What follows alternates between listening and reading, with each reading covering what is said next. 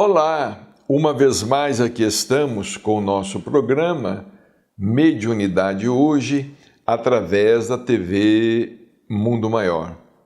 Como sempre, desejamos que haja muita paz em seu lar, muita saúde para você que nos acompanha, todos os seus familiares. Queremos agradecer pela sua audiência.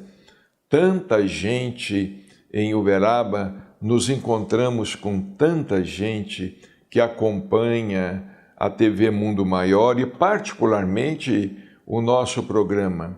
Às vezes nós estamos no supermercado, às vezes estamos no shopping, às vezes estamos mesmo no centro, na casa espírita, as pessoas vêm nos falar a respeito do programa.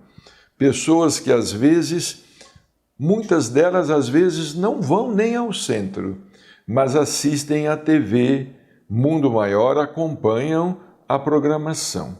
Então, nosso agradecimento a você pela nossa audiência e por você apreciar tanto quanto nós apreciamos as lições da vida de Chico Xavier, porque sem dúvida alguma o que nós temos de mais puro na doutrina, vamos dizer, nos últimos tempos, é Chico Xavier.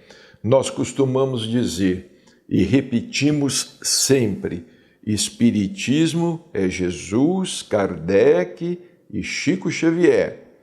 Temos muitos companheiros valorosos, muita gente boa trabalhando, muitos médiuns, muitos oradores, muitos companheiros trabalhando anonimamente nas casas espíritas.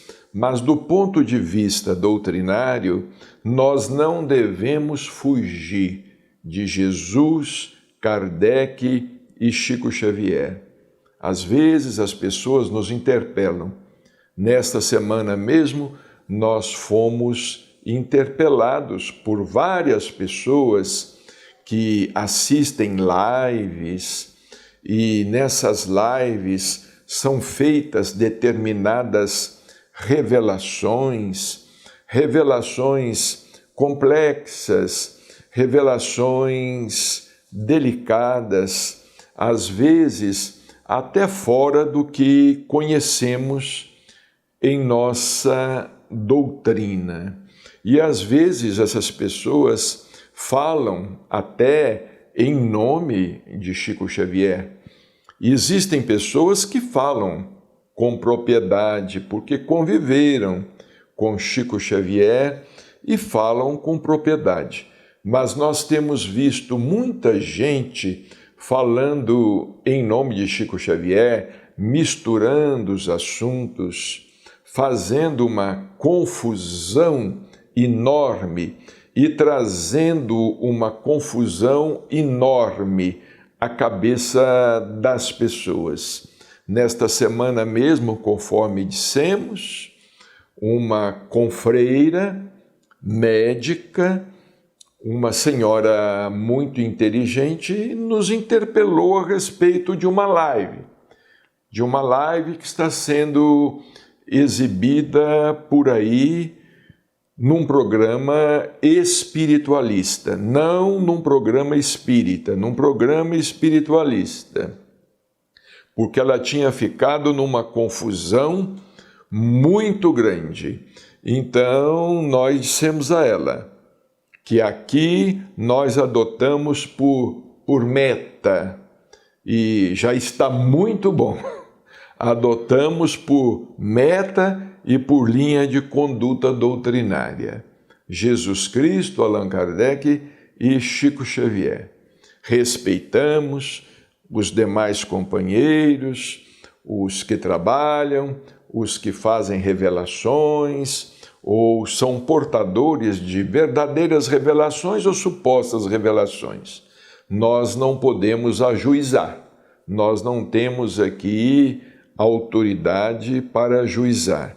Mas o que nós podemos dizer é o seguinte, que, tendo convivido com Chico Xavier por 25 anos ou mais, muita coisa que está sendo dita por aí, nós nunca ouvimos Chico falar.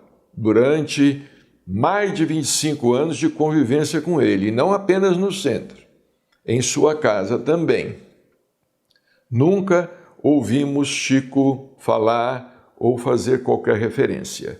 Então nós temos que receber isso tudo com muito cuidado. Vamos passar tudo pelo crivo da razão. Repetimos, alguns companheiros que conviveram com Chico Xavier, foram alguns, não vamos citar nomes, falam com propriedade, mas muitos estão falando, ao que nos parece, estão usando o nome de Chico Xavier para conferir credibilidade às suas palavras. Vamos tomar cuidado com isto. Bem, hoje em nosso programa, nós vamos falar sobre algo interessante que Chico nos falou lá na reunião do abacateiro. Chico Xavier, a sombra do abacateiro. Aqui está o livro em nova edição. Foi editado pela Intervidas. E há uma preleção aqui que nós julgamos muito interessante. O outro lado da cruz. Foi na tarde do dia 30 de novembro de 1982. O Evangelho segundo o Espiritismo havia nos oferecido a meditação no capítulo 24, o item 19. Tome a sua cruz, aquele que me quiser seguir. Então, depois que alguns companheiros teceram comentários em torno do tema, como sempre, Emmanuel solicitou a palavra e solicitou a Chico, claro, através de Chico, e começou a falar através de Chico Xavier. E Chico disse o seguinte: registramos a conversa que tivemos há poucas semanas com Jair Presente, espírito.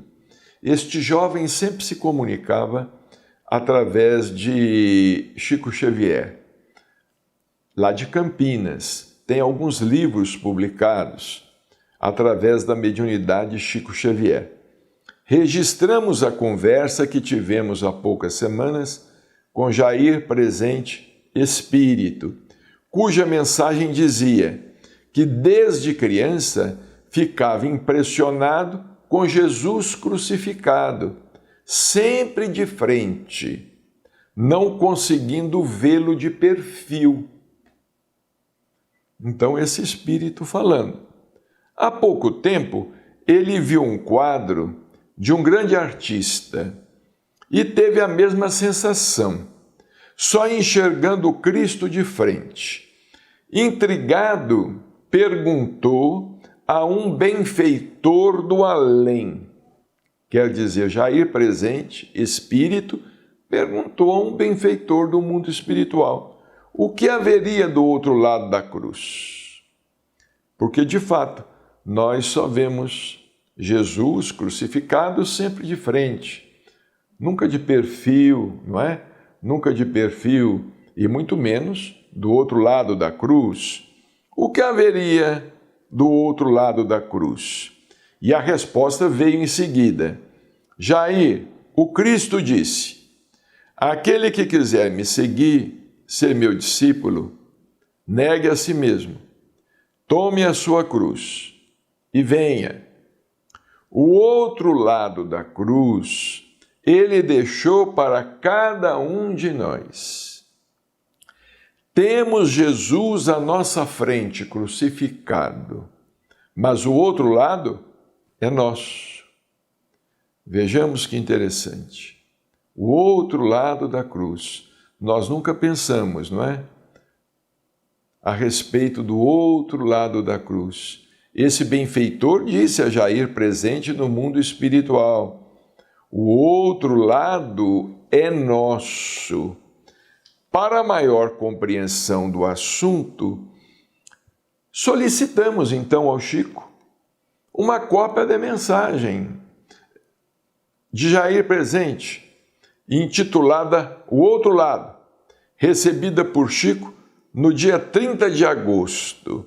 E aqui reproduzimos. Então nós reproduzimos aqui no livro e agora vamos lê-la para os nossos irmãos e irmãs que estão nos acompanhando, a mensagem que Jair presente escreveu, intitulada O Outro Lado.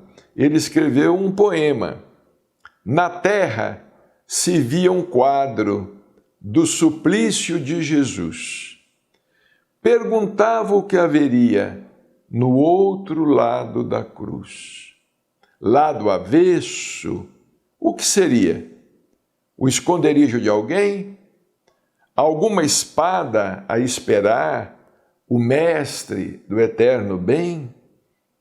Passei no mundo guardando, na ocupação mais travessa, essa estranha inquisição que me agitava a cabeça. Perdi o corpo na morte, nova estrada, novo abrigo, e a pergunta sem resposta ficou vibrando comigo. Um dia, ouvindo o mentor, em generosa lição, transmiti-lhe de repente minha antiga indagação. Ele me disse: Jair, reflita, busque pensar. O outro lado da cruz é o nosso próprio lugar. E acentuou: quem quiser sair do plano comum, sofrer e servir com Cristo, é o ponto de cada um. Foi a mensagem que nós solicitamos ao Chico, porque o Chico fez esse comentário à sombra do abacateiro, numa tarde de sábado. Nós anotamos e depois pedimos a ele: Chico, você tem uma cópia da mensagem para que nós possamos colocá-la no capítulo do livro? Ele nos deu cópia da mensagem, muito interessante. Quem quiser sair do plano comum, sofrer e servir com Cristo, é o ponto de cada um. Muitos, quando nos ouvem falar assim, às vezes nos chamam de masoquistas. Os espíritas gostam de sofrer, são masoquistas. Os espíritas enaltecem o sofrimento. Não tem nada disto.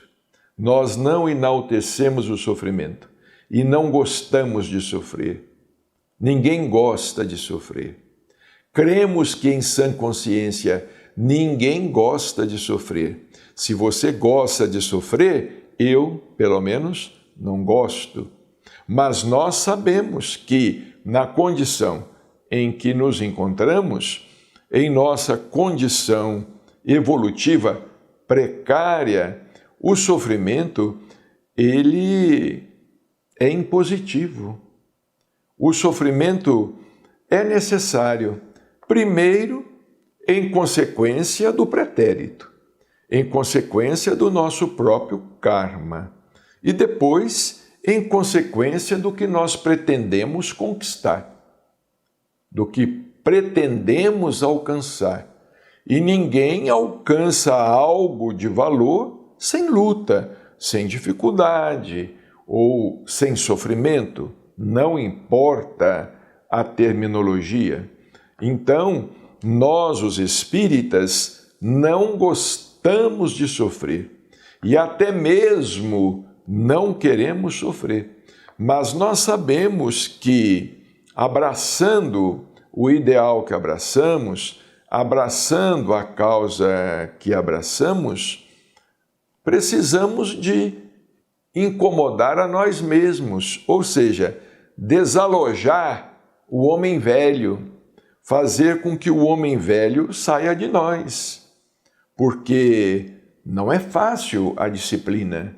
Foi o que Emmanuel solicitou a Chico desde o começo, que pretendia trabalhar por ele, desenvolver por ele uma tarefa, a tarefa que desenvolveu, mas ele precisava que Chico colaborasse com 3 quesitos básicos. Chico perguntou quais eram. Emmanuel respondeu: disciplina era o primeiro, o segundo, disciplina, e o terceiro também, disciplina. Nós sabemos não ser fácil. Não ser fácil a disciplina espiritual. A disciplina espiritual é muito difícil. Não é a disciplina do relógio. Nós, às vezes, temos a disciplina do relógio. Temos a disciplina do tempo para nós. Mas nós não temos a disciplina do tempo para a tarefa que abraçamos, para cumprir com o dever. Não é fácil. Às vezes, semanalmente, entra mês e sai mês, entra ano e sai ano, 2, 3 vezes, 4 vezes por semana. Nós conhecemos companheiros, irmãos e irmãs que têm tarefas todos os dias. Tem tarefas espirituais a serem cumpridas todos os dias. E às vezes, ao longo do dia todo, conhecemos várias pessoas que atendem as pessoas necessitadas em suas casas, à porta, não é? de suas casas, às vezes transmitem passes. Conhecemos várias pessoas aqui em Uberaba, principalmente no passado, de pessoas que estavam sempre dispostas a socorrer alguém através de um passe, uma pessoa doente, perturbada, ou que estivesse desesperada, ou ir à casa de alguém para transmitir um passe. Essa disciplina hoje nos falta, não é? Não é fácil. E, claro, essa disciplina nos impõe um certo sofrimento. Nos impõe um certo sofrimento. Por quê? Porque nós temos que nos contrariar. Nós temos que criar novos hábitos. E não é fácil criarmos novos hábitos, perdendo ou substituindo os hábitos antigos. Às vezes achamos muito mais prazeroso, não é? Achamos muito mais prazeroso passear, ou viajar, ou ficar em casa vendo TV até mais tarde, dormindo mais tarde, levantando mais tarde, ou qualquer coisa neste sentido, fazer uma viagem de lazer no final de semana, não é? Um clube de campo, alguma coisa assim. E quando nós falamos com algumas pessoas, não é? Não, nós temos sopa. No final de semana temos sopa. Existem pessoas que se surpreendem, mas sopa? Vocês distribuem sopa uma vez por semana? Mas o que a sopa pode ajudar quem tem fome, sendo distribuída apenas um final de semana, não é? Nós não entendemos.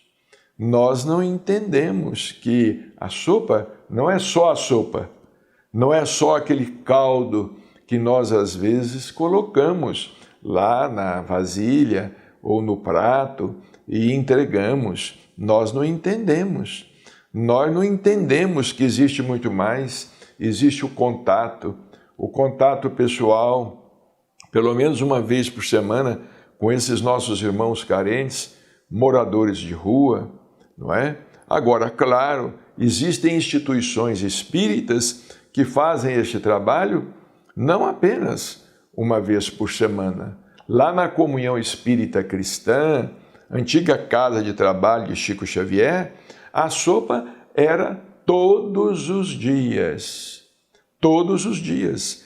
Aqui no Lar Espírita Pedro e Paulo, por exemplo, que nós estamos reformando e precisamos até do seu auxílio para terminar a reforma, porque é uma reforma grande, ampla. Aqui no Lar Espírita Pedro e Paulo, de domingo a domingo, café da manhã, almoço e janta para os que vêm bater as portas da instituição. Café da manhã, almoço e janta, todos os dias. Todos os dias. É praticamente o dia todo. Porque nós temos o horário de servir o almoço, claro. É sempre servido entre 11h30 e 12 horas. Mas às vezes aparecem pessoas desnorteadas. Vem, aparece às 13, às 14 horas. Sobrou alguma coisa? Tem comida? Tem almoço?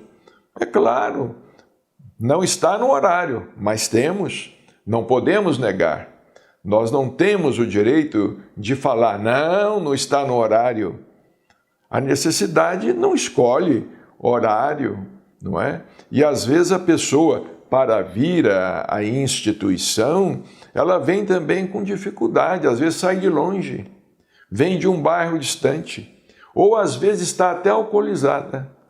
Existem pessoas que vêm buscar comida aqui e estavam dormindo na rua. Haviam usado droga ou pessoas que estavam alcoolizadas, não conseguiram acordar mais cedo e depois vêm tentar comer alguma coisa. Então, pessoas perguntam, não é? O espírita parece que é masoquista, fala muito em sofrimento. Não, nós estamos com Jesus. Quando bem-aventurou os aflitos, bem-aventurados os aflitos, pois que serão consolados. Nós estamos na aflição, não no sofrimento, na aflição para cumprir com o dever. Quem é que não se aflige para cumprir com o dever? Quem é que não tem ansiedade? Interessante, né? Às vezes os médicos nos perguntam assim, você sofre de ansiedade? Ora, hoje em dia, só não sofre de ansiedade o irresponsável. Só não sofre de alguma ansiedade quem não tem nenhuma preocupação, nenhuma obrigação a cumprir. É claro que a ansiedade às vezes se torna patológica, mas alguma ansiedade todos nós temos, porque Jesus chamou a ansiedade de aflição. Bem-aventurados os aflitos, ele poderia ter dito. Bem-aventurados os ansiosos, por cumprirem com as suas obrigações, por cumprirem com os seus deveres, para atenderem a tudo, a tempo e a hora, porque têm responsabilidade, porque não fogem ao dever, não fogem à tarefa e se sentem responsáveis por isto. Então, que Jesus nos abençoe, mas de fato, o outro lado da cruz pertence a cada um de nós. Muita paz e até o nosso próximo encontro, se Deus quiser.